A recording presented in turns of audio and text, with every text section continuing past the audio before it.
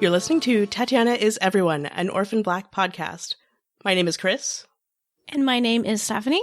And in this episode, we are discussing episode 3 of season 4 of Orphan Black, the Stigmata of Progress. And while we will talk about anything and everything that happened in that episode, there won't be any spoilers for future episodes.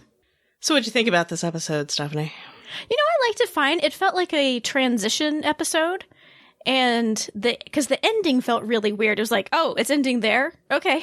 Like, the scene that it ended on with Rachel and Professor Duncan, it felt like it should have been more in the middle of an episode somewhere. But I thought overall there was parts that really got me laughing and I really enjoyed them. There was upsetting parts. So it felt like a typical Orphan Black episode, right? That's true. I will say, like, to me, that ending scene didn't feel off necessarily as an ending scene because there's that creepy, like the super creepy moment that Orphan Black does kind of like to end on. So it's like, okay, I see that you're ending there, show.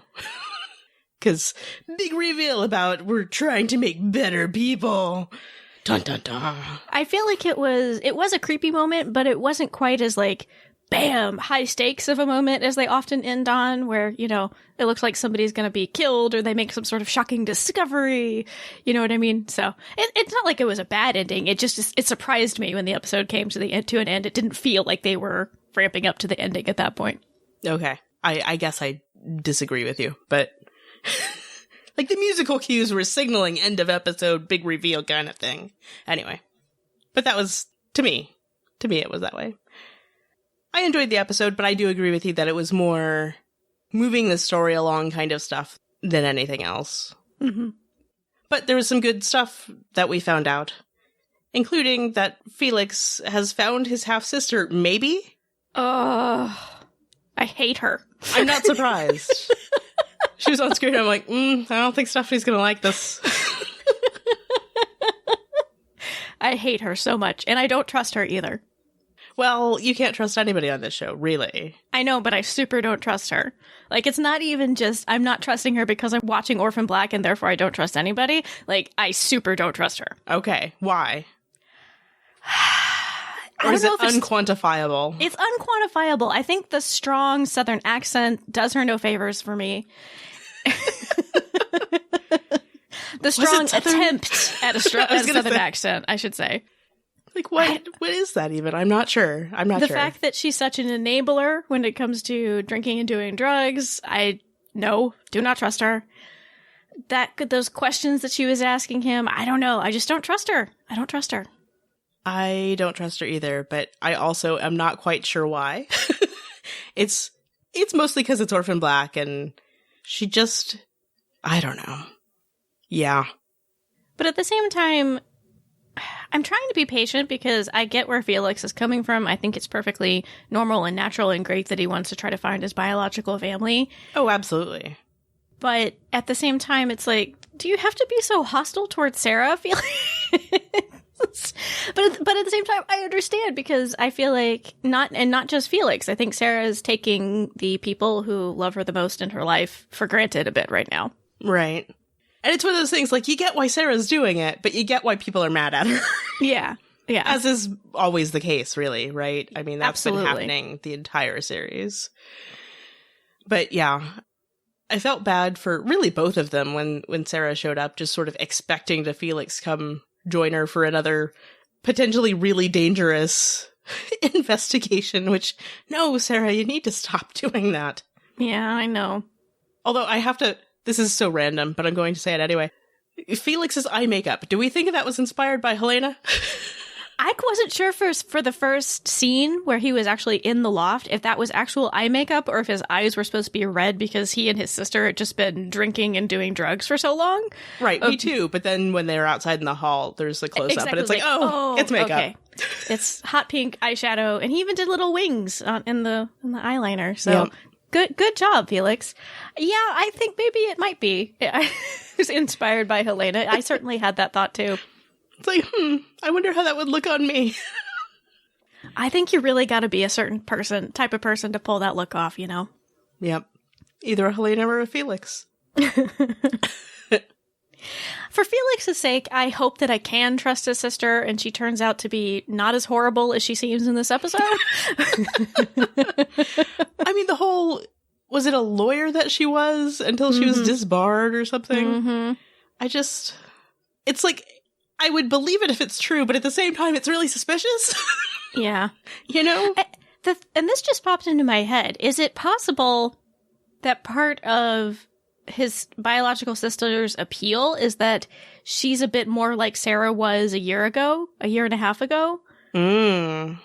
Whereas Sarah is, yes, I think her life is a little bit more together in a lot of ways, which is good, but now she's got all of this stuff going around her life that doesn't involve Felix and is a little, it's difficult to keep up with. I don't know, that just popped in my head. Maybe that's part of the appeal. It could be. Is that it's just kind of easy. It's like, yes, we're going to drink and do drugs and it's fun and whatever. Yeah, I'd buy that. Yeah, because it seems like the easiest we see Sarah and Felix's relationship is when Sarah's sort of in that middle ground where she's back, but she's trying to get her life back together, but all the other stuff hasn't happened yet. Exactly. And while all the other stuff really prompted Sarah's getting her act together, I think there was a little bit of a grace period, if you will, where the full force and effect of the clone situation hadn't really come into play yet. So, So yeah, maybe it is Felix longing for the old days. Yeah, I'd buy that. But Sarah doesn't tell him about the maggot bot, and that made me sad. Yeah. But it did make me happy to see that she immediately went to Art. And it's reminiscent of the first episode of this season, right? Where we see Beth and Paul have a really upsetting confrontation, and Beth goes to Art. That's the person they can both turn to when things are upsetting. Thankfully, Sarah and Art did not sleep together. That would have been weird. But it would have been, yes. Yes, but Art was there for her and was able to help her out. Even though he didn't go with her to investigate the dental clinic, which I wish he had, he was able to provide her some assistance, which I think she wanted from Felix a little bit too, besides just the emotional support. It kind of feels like Art's apartment is maybe the new safe space on the show, because it used to be Felix's loft, but I think too many things have happened at Felix's loft at this point. Yeah, and it's been transformed. He repainted it. It feels different and a little off there. And I think they did that intentionally, set design-wise. Right. But, we got to see Art with his daughter in their apartment. It feels homey and comforting there. Right. And, I mean, Art's such a reliable guy. Like, he's gruff, don't get me wrong, but he's dependable. Which is why I like Art so much. And I feel like he's getting some nice story this season so far, Yeah. And I like that we see him confronting Duco in the police station. I'd love for him to be on screen a little bit more, but I feel like so far he's getting some good story. Yep. And upon seeing Duco in the present time, it's like, oh, I guess he's not dead. Yes, he is not dead. Because we've speculated about that before. Now we know. Check and check. Not dead. Got it. Well, I mean, you kind of need to keep a scorecard with this show. I'm just saying. He's still wearing my father's glasses, though. I wonder when he's going to give those back. Is your dad okay? Can he still see? I think he's got some reading glasses. I think those are doing him okay in the time being. But come on, Duco, you got to give them back. Okay. I'm sure he'll get right on that. Speaking of glasses, we got an email from Bradley asking if it looked like one of the dentists at the office that Sarah went to was wearing Groucho Marx glasses. And yes, he was. It was a very weird, surreal moment that was like, wait a minute. But I think his patient was a child, so I think he was goofing off to put the child at ease. Yeah, because dentists can be really scary, right? I know a lot of adults are just terrified of the dentist, so I think you're right. I think he was trying to be a little goofy and silly to take care of ease the child's worries. But it was just so weird. I was like, wait a minute. What is happening? I wonder, though, since this is because it's Orphan Black, could that be a Castor clone behind those Groucho Marx glasses, and that's why they were partially obscuring his face? Ira's outfit does kind of look like an old school doctor. Yeah. That is wild speculation, which is probably wrong, but it just popped in my head. No, I'm joking about Ira, but because when they first showed Ira, I knew he was going to be somebody familiar because they kept having the light kind of obscure his face for the first half of the scene. I'm like, oh, it's going to be somebody we know. There's a Castor. As soon as he started talking, I knew it was Ari. Yeah. I was like, I know that voice. You can't fool me, show. I didn't recognize the voice as much, but I did think like, okay. I knew it was familiar, but I couldn't place it. Mm-hmm. I was like, oh, sounds like Ari. And my dad's like, what? And then they showed him, and my dad goes, oh. But since we're talking about Sarah at the dentist office, Sarah's hoodie of invisibility strikes again. I know, it's like she puts that hood up and nobody sees her. To me, I would think that'd make her even more obvious and sketchy looking, but that's just me. It's cold in Toronto, Stephanie. Okay. I guess. I don't know. And I love it. I should be used to it now, I guess, but I loved it that, you know, she wandered back and one of the nurses thought she was Beth. Like, I should see these things coming now, but I still was surprised by that. I was like, ooh, Beth has been here. Yeah. Yeah. I like those moments too. And it always feels like Sarah kind of feels like that too. Like, what? Oh, yes. Mm-hmm. Because, yeah. But darn it, whatever her name was. Blonde hygienist person. Like, was she a hygienist? Was she a... I don't know what she was, but... I don't know. Dental person. But darn it. I didn't think I could trust her either when she started talking to Sarah and was like, oh, no, wait here. I'll help you. Like, no, Sarah, run. Sarah, run. Especially when she got that call. Sarah got a call and she silenced it. I'm like, I bet that's Cosima calling about the maggot bot that Donnie and Alison fished out. You should answer that call, Sarah. I knew nothing good was going to happen. I forget, was it Cosima or was it Mrs. S? There was a call early in the episode when she was going to see MK's contact. That was from S. Okay. And then she got one at the clinic, and they didn't show the caller ID, but They just showed her turning off the phone. It could have been Mrs. S calling, too. In my head, though, I thought it might have been Cosima, since it was not long after the scene where we saw that fantastic Skype call between Cosima and Alison and Donnie. Oh, man. But we'll get to that. We'll get to that. Yeah. But also, of course they had to set it in a dental office because, like, really, is there anything creepier than dental equipment? I don't actually get that creeped out by dentistry stuff, but they were really hitting a lot of buttons that are uncomfortable for people in this episode. We had the needle in the eye moment, which I know also, a lot of people like, full body cringe from me. See, it doesn't bother me. I wear contacts. I'm used to eye stuff. And then, but it's like a needle in the eye. Stuff in the eye bothers me. Dental equipment freaks me out a little. Dental pain is a big deal for people too. I feel like they were really pushing some buttons that are there for a lot of people in regards to squeamishness. This episode was like designed to just give me like the full body cringe because like there was a lot of gross stuff. A lot of stuff doesn't bother me that much. Even the freaky maggot bot thing. Like, that video, it kind of bothers me, but it doesn't bother me as much as it bothers probably a lot of people. I watched it this time. Last time I closed my eyes because I thought his head was going to go splody. I can watch it. But if his head had gone splody, I couldn't watch it. Okay. But yeah.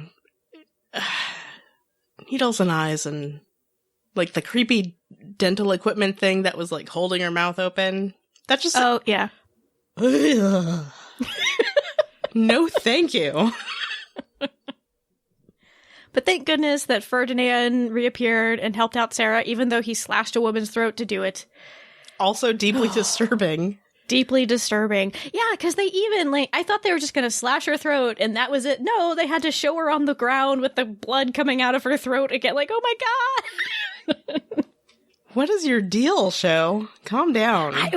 It was really gross this week because we had the eye, we had the teeth stuff and the cheek stuff, we had the slashing of the throat and all of that, and the dead corpse that they dug up. Like, there was a lot of gross stuff this episode. Yep. But I will take it over torture any day. Thank you very much.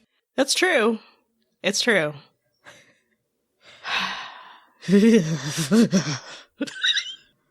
With that full body shudder, should we transition to talking about Alison's storyline this week? Yes, let's. How much did I love Alison in the moment where I realized she was thinking of digging up a decomposing body to help Sarah? Like, oh, so much love for Alison this week. Which is such a weird a weird thing sentence. to say. But It's a weird sentence, yes. No, I was thinking it too, because she's like, yes, we're going to exhume Leaky so we can get a maggot bot to help my sister. And then I was like, oh, it's so heartwarming. Wait a second. No, because I got emotional about Alison talking about Sarah as her sister and how she needs to help her sister by finding the maggot body, by finding the maggot bot in the decomposing body of Aldous Leakey, who is under their... Finding the maggot bot in the maggoty body. Yes. Ew. Sorry. And then the whole... It's like, no, Donnie, we're doing this. Go rent a jackhammer. And then Donnie's just like, we should just buy one. I swear, watching the scenes with Alison and Donnie, as well as with Helena and Donnie, Tatiana Maslany and Christian Brun must have just the best time together shooting. Like, I think you can tell how much fun they have working together and doing those scenes together. From the behind the scenes stuff, they do. They do. But like I mentioned before, I just thought the Skype call when they were contacting Cosima was the best thing I have seen in so long. With Donnie like rushing through this confession. It was raining that night. I remember that distinctly when the windshield wipers were crappy and I kept hearing. But I love this, like, and then I killed Dr. Leakey and buried his body in my garage. But, now he has a maggot bucket in his sheet, so maybe things work out.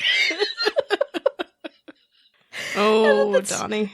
At some point during that confession, they just cut to Cosima's reaction, and it cracked me up so hard. Where she was just staring at them like, what? I was like, wait, what? And then Alison, we went through all this trouble to procure it. Do you want it or not? I saw something online. Somebody posted something like wishing that next episode either Cosima or Scott utters the words, "Bring me the head of Aldous Leakey." Okay. Well, as they were having that conversation with Cosima, I was thinking, oh, that head removal video that you watched when you had to cut off Seth's head, that might come in handy again real soon. I was thinking that too as they were exhuming the body. I was like, they should really have contacted Cosima or Scott by now. They would have had better equipment for this, or, at least protective wear. Because... And I know it was mean of me, but all of the gagging that they were doing in the garage, I laughed every single time. I'm so... It was terrible, I know, but Donnie gagging and then vomiting at the end of the Skype call, it just made me laugh. You weirdo. I know, I'm sorry. I have sympathy for you, Donnie, and I think y'all are great for doing that for Sarah, but it was funny. I mean, it's supposed to be funny, because it's Donnie and Alison. Mm-hmm. But I also love the Helena stuff with them. And, at the beginning of the episode, Donnie comes in and brings a robe to cover up Helena, who's just, like, wandering the house in a towel. It was sweet, but I also thought maybe he was worried that somebody might see her and see the scarification on her back. Oh, I assumed that's what it was, too. Okay. But it was both, like, a sweet gesture and a please keep that covered, because somebody might see it. Right. With the refrigerator door just wide open. Yeah, in any episode where Helena eats a lot, I'm going to enjoy that episode. It's true. I left all this snack detritus around her. She was lying on the floor later on. She was like on the phone with Sarah, and there was just stuff within, I think, probably a little bit further than arm's reach, just all around her. You could just see, like, okay, there's the Helena spot where she used to be laying down. This is the gap for Helena, and then all this food surrounding it. Like some nacho cheese chips or something, and crackers, and I don't know what all was there, but yeah. Camped out on the floor next to the TV room. And it made me sad in the first scene where she was by the refrigerator that she mentioned Sarah hadn't been answering her calls, so I was very glad to see the phone call between them. Yes. Is that why Sarah wasn't answering? She was waiting for the camera to show up? Probably she was busy with the maggot bot thing. Oh, yeah. But I'm glad we got to see that, too, because that was something that Helena had mentioned before, you know, I can't wait to, or I must tell my sister. Mm-hmm. Tell my sister. And she did. And it was just masterful how Orphan Black, it is just masterful, I should say, how Orphan Black can switch between tones so fluidly without it feeling jarring or interrupting. Because suddenly there was just that super touching moment between the two of them.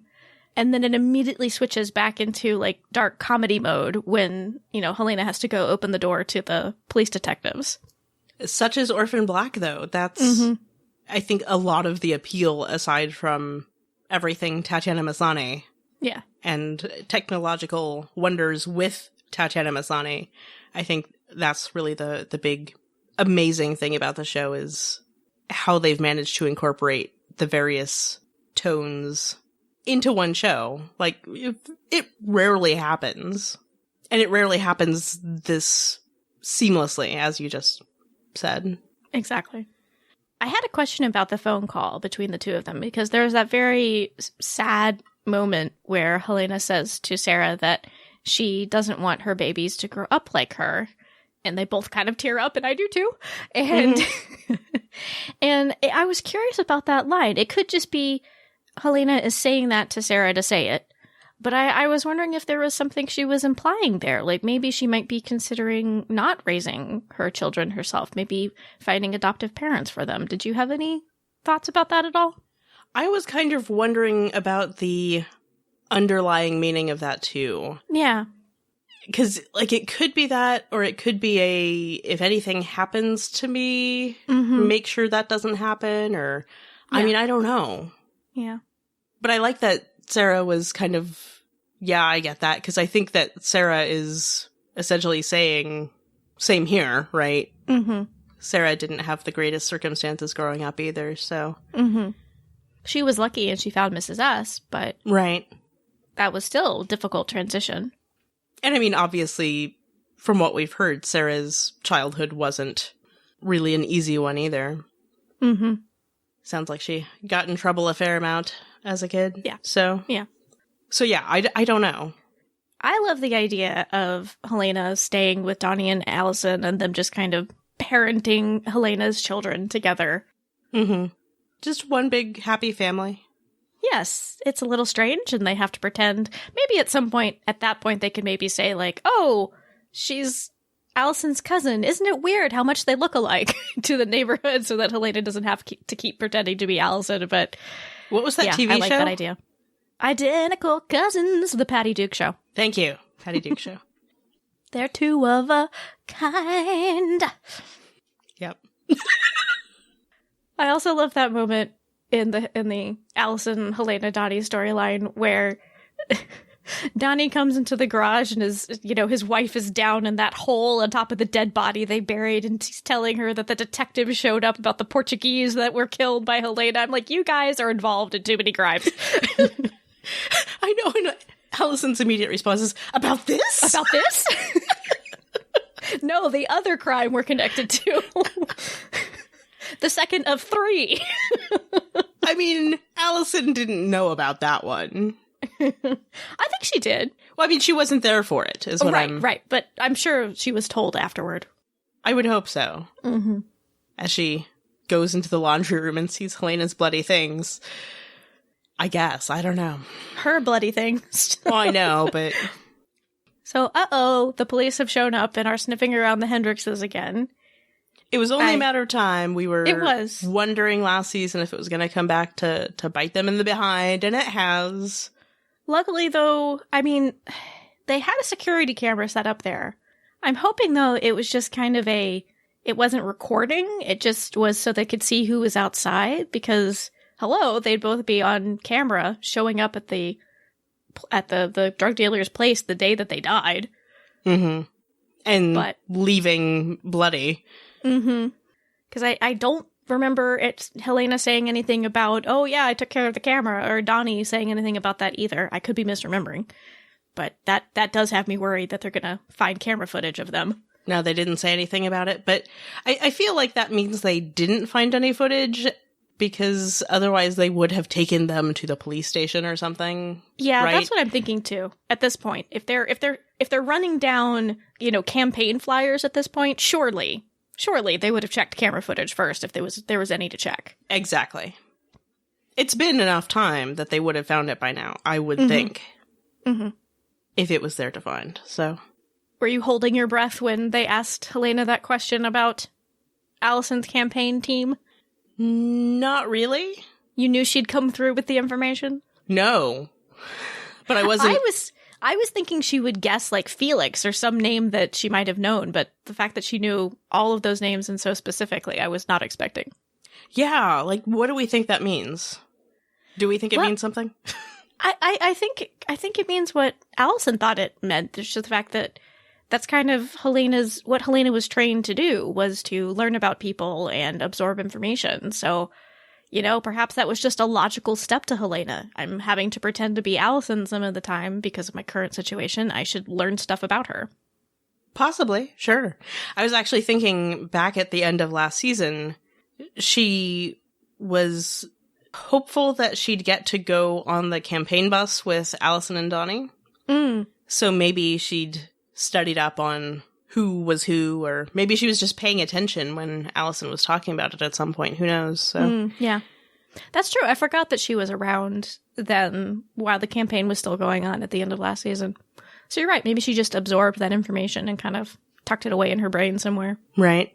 Because remember, Donnie was like, I've got a surprise for you. And she's like, I get to go on the campaign bus with Sister Alison? Right. But no, the surprise was Jesse. Where is Jesse, by the way? I know, and she hasn't mentioned him either. I'm super curious about that, too. Though I had a question about that scene and the campaign staff, because when they were asking about Alison's campaign manager, Donnie said it was Sarah Stubbs. I thought Felix was her campaign manager, because don't we see Sarah Stubbs doing stuff campaign-related at that event where Cosima pretended to be Alison for a while? Yes. Short answer, yes. But also, in the last episode of last season, it seemed more like it was Sarah Stubbs instead of Felix. Okay, so maybe she took over. It could be. Because remember, she's the one who came and said, we've got X number of minutes before we need to go, or the polls close in however many. I don't remember exactly what it was she said, but she came in and said something that sounded like she was managing Alison. Okay. So maybe there was a transition that I've forgotten about. You remember the end of season 3 way better than I do. I need to go back and rewatch. Because I watched it right before season 4 started. See, I just have been really busy and I didn't do that. Stupid Stephanie. I only watched about half of the season. I watched like the first half of season 3 and then the last episode because that's all I had time for before season 4 started. Well, thank you for providing these little tidbits that I've forgotten. I appreciate it. It's what I'm here for. So rounding out our regular clone club, we had Cosima and little Kira had a very interesting and upsetting conversation in this episode. Another sort of cringe-inducing moment because what is going on with Kira?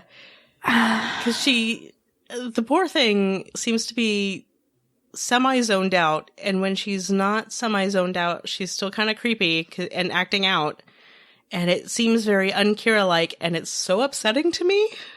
I know, because when they showed her just looking off in the distance, I turned to Susan and I asked, is she disassociating? What is going on?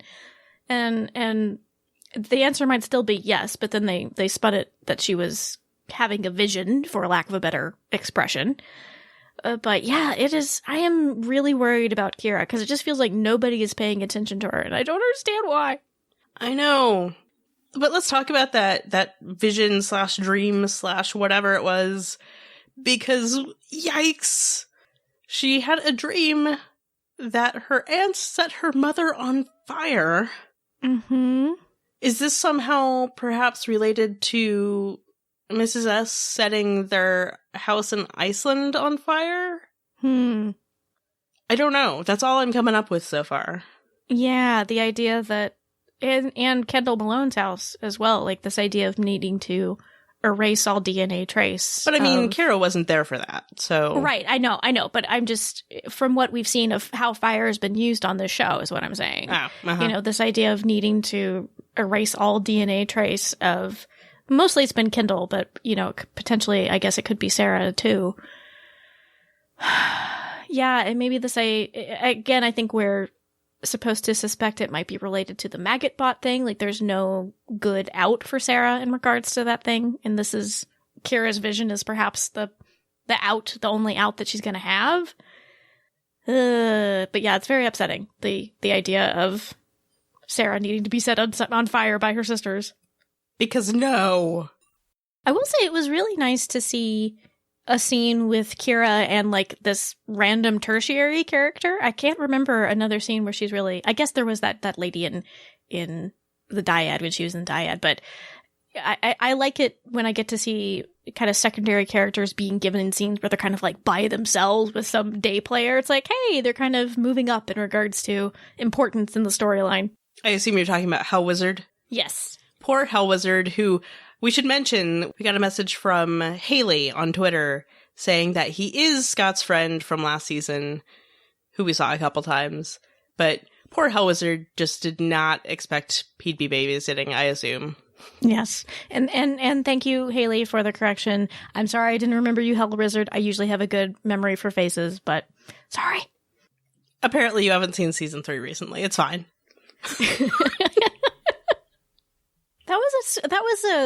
He was sweet with Kira, though. I liked that scene, even though Kira was upsetting in that scene. Right.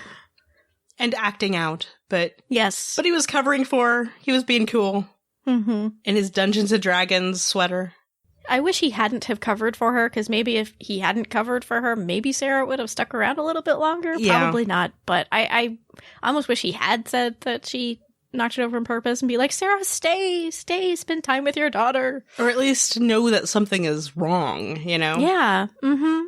Hopefully, though, since she talked to Cosima, maybe Cosima will talk to Sarah and she'll spend some time with Kira. Though I'm kind of hoping, since I think Cosima is going to be pretty much located in the comic book store science lab for at least a big chunk of the season, I'm kind of hoping for some more anti-Cosima Kira bonding time. Mm-hmm. Here's hoping. I mean, how sweet was Cosima with Kira? We're talking about making a little nap nest and... I know. Aww. I love Auntie Cosima and Kira scenes. They're super sweet. So sweet. Shall we talk about Rachel? Yes, I was wondering when we would get back to Rachel. And we're back to the creepy needle in the eye. And we seem to have been introduced to the caster clone who is or the caster equivalent of Rachel, I guess. He seems to have been raised separate from all the other caster clones as kind of a control type clone. I'm calling him the non-caster clone. Okay. That seems complicated, but I'll go with you on this. It is complicated. You don't have to call him that, but I'm going to for now. Okay. But yes, his name is Ira. Which, if you watched the After the Black special, you saw it's Ari backwards. As in Ari Millen, who plays the caster clones. I mean, you would have known that anyway, but yes. But they did draw attention to it on After the Black. And clearly they're wanting Ira to be very, very different from any of the other caster clones that we've seen. He's a little effete. Rachel makes a nasty comment about him being not a real man. Rachel, again, she reappears and I have such complicated feelings toward her, where I have sympathy towards her and I think it's unfair the way that she's being treated, but then she's not a nice person at the same time. Rachel's just a bully, really. But I really liked seeing her interactions with Charlotte. I thought those were really interesting and they were really compelling for me. Right. It's interesting because we see her be kind to her, but we also see her not be that kind to her. You know what I mean? Like, yeah. She's still Rachel, so she's still kind of a bully. But it's interesting because she does seem to genuinely care about Charlotte, but also she's using Charlotte. Yeah. Because it's Rachel. It's what Rachel does, apparently. But at the same time, you can't really blame her, Like, oh, no. I mean... yes, it's unfortunate that it's a child that she's having to exploit, but what are her other options? It's not like Ira's going to be disloyal to Rachel Duncan's mother, Susan Duncan. I had blanked on her first name. I shouldn't have. That's my partner's name. But Susan Duncan is so different from my Susan. It's true. It's true. I can confirm. But Rachel seemed genuinely affected by the revelation that Charlotte was cloned from her. And she also seems genuinely affected by the fact that Charlotte seems to be showing symptoms of the respiratory disease, the clone disease that the Litas get. I know. I said that too. Not poor sweet Charlotte, who apparently keeps getting handed from caretaker to caretaker. And we still haven't gotten a good explanation as to how she was passed from Marion Bowles to where she is currently. What the heck happened to Marion Bowles? I have no idea, but I'm worried. Yeah. Because, I mean, Susan Duncan says something about she's had a series of unfortunate caretakers or something like that, right? Right. I'm like, hey now. As soon as she said that, I was like, how did you kill Marion Bowles, Susan Duncan? Yeah, pretty much. Yeah. Upsetting. Susan Duncan freaks me out. She's very disturbing and clearly has an evil agenda. She's yet another evil scientist. Sorry. Oh, speaking of scientists, she's a lesbian and she's a scientist and a lesbian. She's not going to let it go, Donnie. Jumping Made us back. laugh so hard.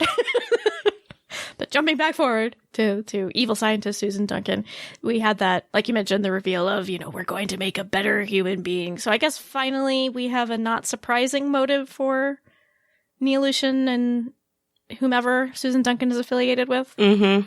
That's been their stated goal. I guess that's again why it didn't feel like a weird. It felt like a weird ending scene because it's like, well, yeah, that's kind of what we'd known about evolution or Neolution, since the beginning. Evolution? Evolution. Never Kris mind. just tickled herself. She's so clever. I'm not, but I laugh at stupid things. Yeah, I don't know. I'm not sure how I feel about this. Because it isn't surprising, but it's also kind of like every science fiction thing ever. Yeah. Mm-hmm. It is a bit overdone as far as a motivation goes for evil science. Mm-hmm. But we'll see where it's going. And honestly, I'm not... When it comes to that storyline, like Rachel being held captive essentially by Susan Duncan and interacting with Ira, that's not, I think, the meat of that storyline. So honestly, I don't know that it really matters, this whole, we're building a better human being, because I think there's more interesting dynamics to explore in that storyline than that particular idea. Right.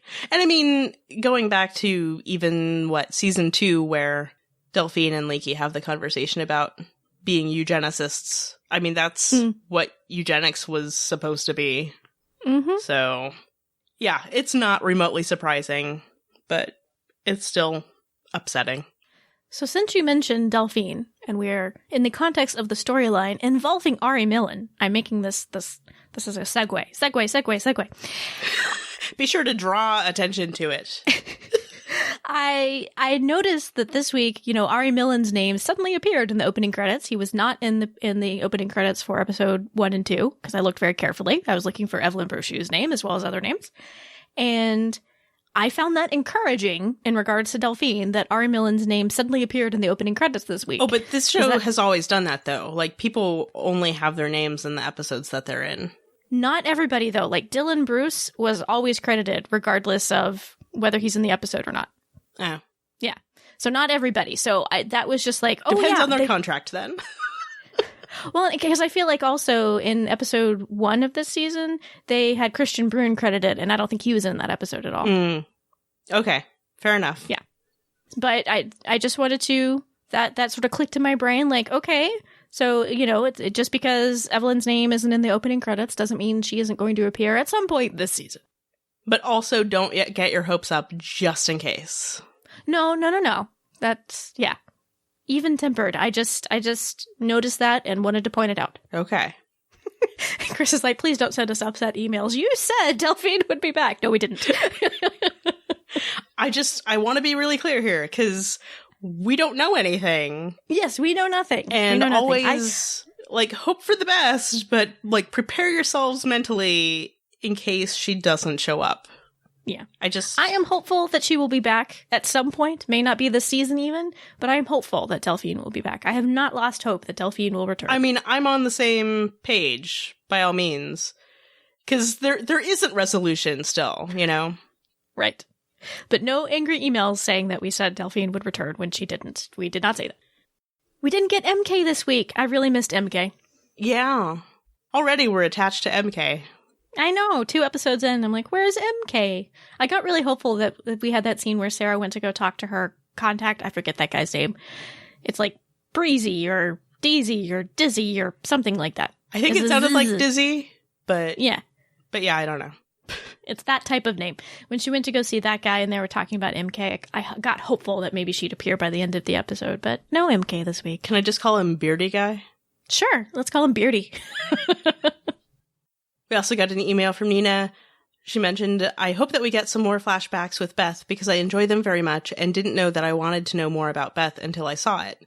She's such an interesting character and I want to see what happened when she went out with the blonde wig and the gun. I have the feeling that she maybe killed that pregnant girl from the club because that would be something that could have broken her in the end. But I think they will explore that in the upcoming episodes. I think so too. Mm-hmm. I didn't mention before, but I liked that scene that we got where we saw Sarah watching the videotape of Beth. Mm-hmm. It was a small, brief moment, but I really liked it. What I kind of liked about it is that it was actually footage of Paul that we saw her sort of looking somewhat sorrowfully at the TV. Right, yeah. Yeah. I thought it was a nice touch. And I agree with you, Nina. I would like to see more Beth flashbacks, and I think they could do them. They may not. They might go the route of discovering information or videotapes like they have in the past, but I'd be up for some more Beth flashbacks for sure. I wouldn't be surprised if we get them at all. So we also got some messages on Tumblr regarding the last episode. Episode 402, right? Yes, 402, and I think also our episode about 402. Okay. Cyclone Rachel said, 2 things about the latest episode. Since you thought Sarah had gotten the maggot bot implanted during her time at Dyad, do you think Rachel has one too? Susan Duncan may have not wanted to do that to her daughter, but there's no telling what Rachel might do once she's more aware of what's happened to her, so the maggot bot might be a method of control or a failsafe if anything goes wrong. And 2, could the spoken Afrikaans be a reference or connection to Amelia, Sarah's biological mother? We did actually get somebody on Twitter also mentioning that connection to South Africa. Mm-hmm. I had that thought too, about it potentially being connected to Amelia. I would be surprised if Rachel had a cheek bot. It's not out of the realm of possibility, but that would surprise me. Yeah, I think it would surprise me too. It seems like they maybe have other methods of control or study or whatever going on with Rachel, so... And Rachel is far more tied up in the clone experiment than Sarah is. Mm-hmm. Sarah, I think, is more of a wild card danger to Lita/Dyad/Neolution/ whatever the heck organization we're talking about now. So I think it makes more sense that they would want to implant her, but not necessarily Rachel. Also, we still don't quite know what they're for, so... Mm-hmm. I had the same idea, though, that Cyclone Rachel did, especially this episode where Sarah was talking to Beardy, and he notes the fact that, putting it in their jaw is very close to the brain. Mm-hmm.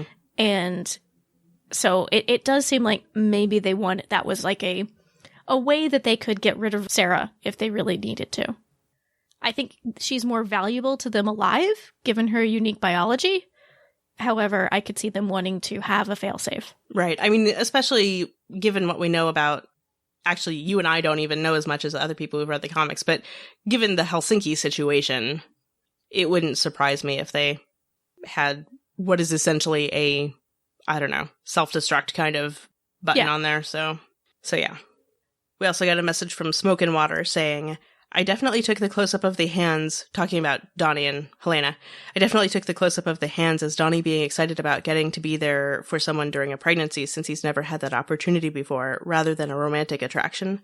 I think it's really cute how excited he is, but I definitely see Alison/Helena/Donnie clashing over it later in the season. I agree. Yep. I mean, the potential for not even necessarily conflict, but just tension, I guess. I mean, the tension's already there to some extent, so I feel like that's probably going to flourish later in this season.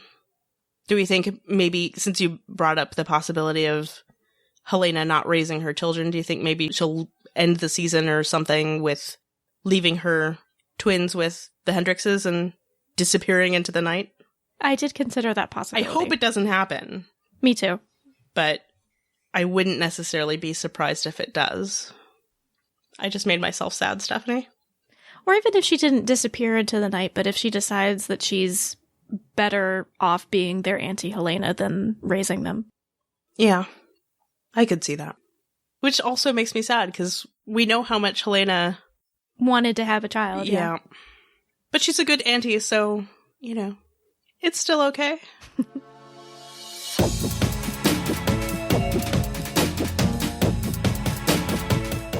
Thank you so much to everybody who sent in feedback. We'd love to hear your feedback about this episode of the podcast, as well as episodes of Orphan Black. You can leave comments on our show notes for this episode over at TatianaIsEveryone.com/102. You can send an email to feedback@TatianaIsEveryone.com. You can also call our listener voicemail line at 972-514-7223, or you can record a voice memo on your smartphone and email it to us. We are on Twitter at TIE Podcast, and we are also on Facebook. Tatiana Is Everyone is part of the Ask Genre TV family of podcasts. We've got podcasts for Killjoys and Lost Girl and some other things, including our new podcast called Finalysis, on which we're covering episodes of The 100 and Wynonna Earp. You can find all of those at AskGenreTV.com. And this week, the Groucho Marx glasses were played by Tatiana Maslany. Thanks for listening.